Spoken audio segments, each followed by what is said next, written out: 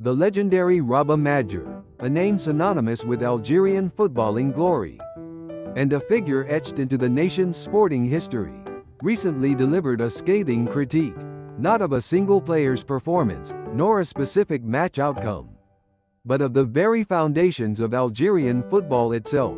Appearing on a nationally televised program, Madjer didn't mince words, demonstrating the same fiery passion and directness that characterized his playing career. He held nothing back as he slammed the Algerian Football Federation, or FAF, and the current national team's recent string of lackluster performances. The atmosphere in the studio, usually filled with the anticipation of analysis, was instead thick with tension as he began his assessment. He meticulously pointed out a glaring lack of tactical awareness on the pitch, a severe deficit in the crucial area of player development, and, perhaps most damningly, a palpable lack of hunger, desire, and the winning mentality required to compete at the highest level. Madjer didn't shy away from the hard questions. He questioned the leadership within the FAF, the effectiveness of the coaching staff's strategies and tactics, and the overall, long-term vision for the future of Algerian football, painting a picture that was undoubtedly bleak, at times bordering on despair. The criticism was pointed, direct, and undeniably harsh, reflecting the disappointment of a national icon and the frustrations of an entire nation. But beyond the immediate impact and shock of Madjer's strongly worded criticism, a subtle but significant subtext began to emerge, a message that resonated far beyond the confines of the studio. While he never explicitly mentioned Algeria's northern neighbors, Morocco, the unspoken comparison was unavoidable, hanging heavy in the air.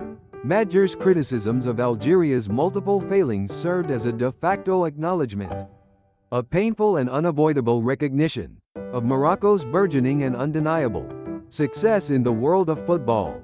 Morocco's footballing system, painstakingly and meticulously built over years of strategic planning, investment in youth development, and unwavering commitment to excellence, has now become the envy of the entire African continent.